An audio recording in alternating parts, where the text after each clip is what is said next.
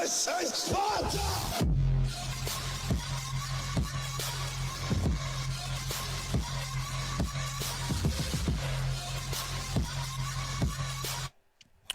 Welcome back to Boss Uncaged Academy. So this, I know it's early as hell for some, but I wanted to kind of get this content out pretty early today so you guys can kind of take a look at it.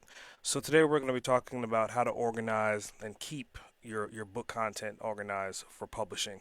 So obviously the state of mind that I'm in right now, like I'm kind of switching over from what I was doing last month to like this month now. I'm kind of working more so on the publishing side to kind of get my books aligned for this year. So as I'm, putting particular things together and I'm organizing particular things, obviously I'm going to share it with you guys in this community as well. So what I'm going to share with you guys today, and you're going to get access to it, I've made a copy of the document. It's going to be an Excel spreadsheet. Go ahead and share my screen so we can visually see it at the same time.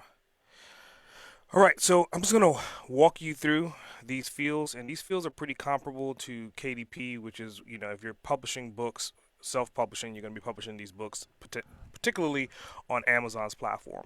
So the first and foremost thing on the left-hand side is like the title of the book, the subtitle, the series title, edition number, volume number, the release date, starting price, the author, the writer, contributors, the document file, the cover creator, and the description. Like these are all the things that you're going to definitely need. And again, having them in an Excel spreadsheet like this makes it really, really easy to kind of just go back to and say, okay, I need this from this particular book. When was this book released?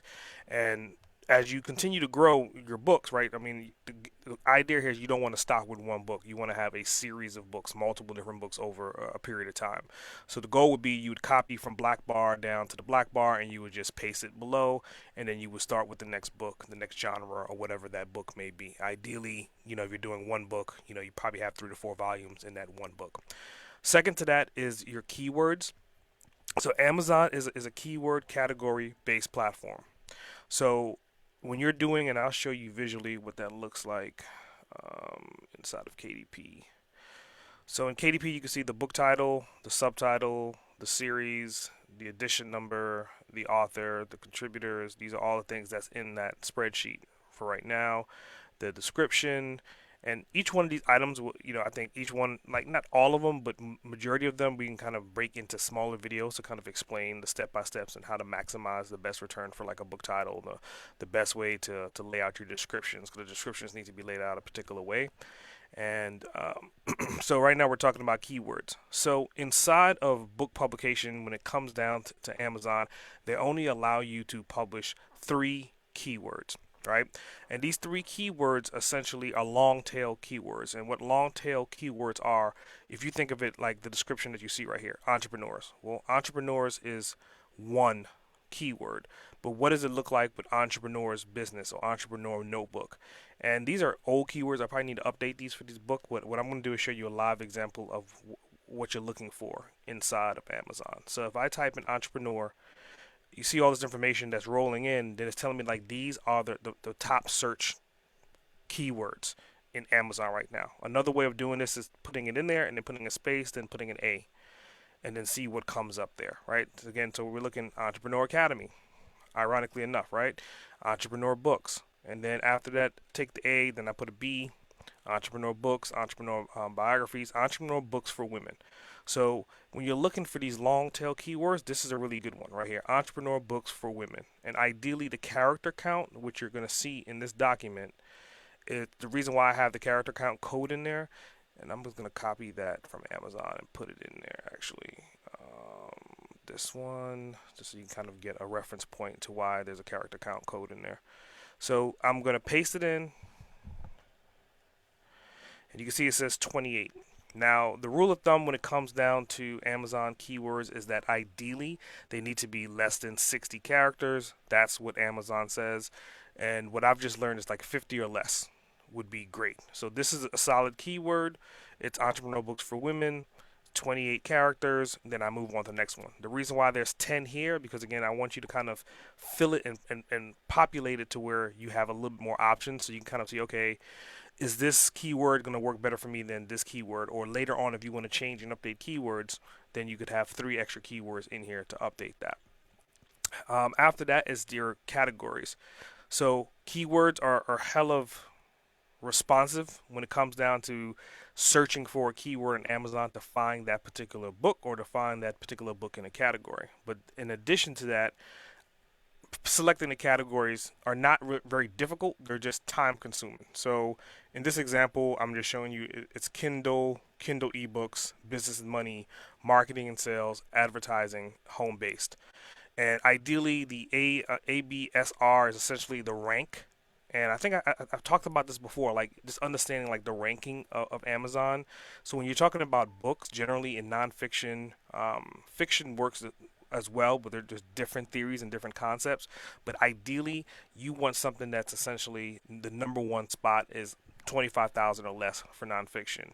Generally in fiction is 2,500 or less. The rule of thumb, what I always try to do, and these are just examples that I put in here, is I'm trying to find things that the number one spot is essentially the lowest number possible.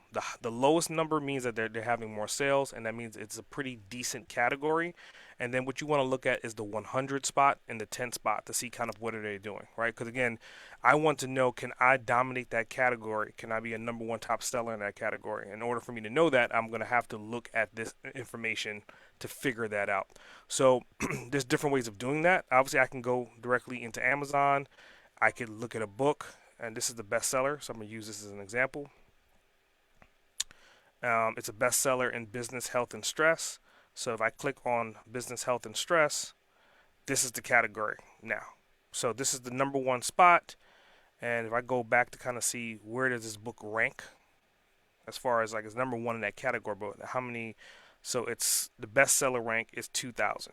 Again, going back to that less than 2,500, so it fits that bill so far. Let me go into the main category, and I'm just going to go down to 100. Here we go. And I'm just going to go to the 100 spot just to see if this category is a fruitful category. Because again, the first spot could be a top selling book, but the last book could be kind of like in the million rank, which means that this total category is not really a fruitful category. There's not a lot of traffic going to this category. So I'm going to click on this book, and I'm going to see where is it ranked. So you can obviously see it's almost 500,000.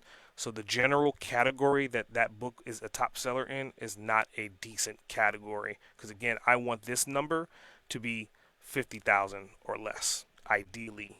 Now keep in mind, if it's a category that you want to be in and you have more than one category options, then it could be kind of your last option. That's why you see I have so many. I have 20 of them. Because when you do the Amazon, you could actually upload 10 categories per book.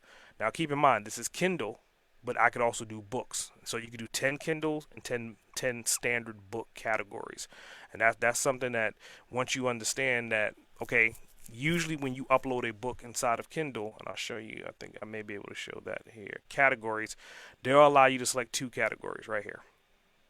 All right, so after you add those two basic categories, and you see mine's non-classified, the next step is then go to the help menu. And in the help menu, then I want to contact Amazon to say, hey, I would like to update my categories. And essentially, you could do the category updates right from this help menu. There's a form that you would fill out. Just look at this. It should be on the left-hand side. I'll just type it in categories. Do a search.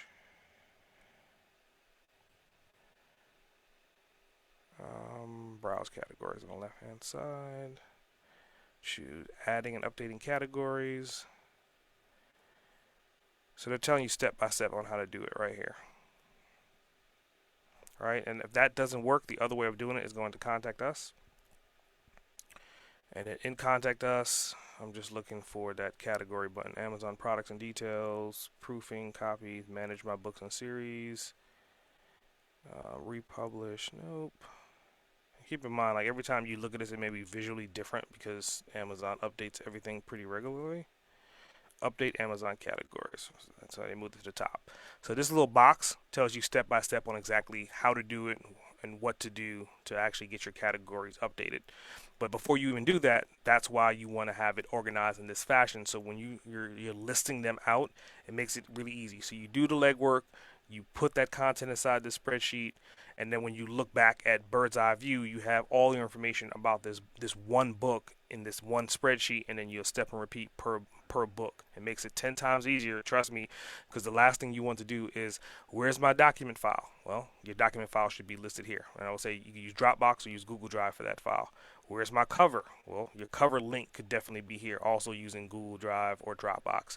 Who created the cover? Well, the reason why you want to know who created the cover, you personally could have designed the cover, or you could hire someone on Fiverr, or you could hire a graphic design company, whatever it is, but you want to put that information in here so later on down the road, if you have a VA or if your team expands, or if 2 years go by before you produce another book, God forbid that happens, right?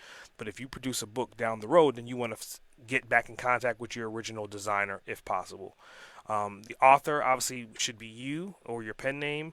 And again, the writer, if you're writing multiple different books, having a ghostwriter, and you have multiple ghostwriters. So, ideally, let's say this book becomes a top seller, you want to make sure you get back to that ghostwriter to write your next book. Starting price, because again, you got update prices, the release date, all this information is very relative to have in front of you at pretty much all given times. So that's it for this video. I just wanted to kind of make it kind of cohesive and transparent, to make it simple, to organize the noise when you're actually releasing a book, and how to organize the noise when you're actually creating and developing a book. And everything that's in that spreadsheet that I'm going to give you access to, I would say you want to fill it out to the max. And once you get accustomed to filling out that information, it's going to be really, really easy for you to then step and repeat. And again, if you're doing one book, ideally you're doing a series of books. S.A. Grant, over and out.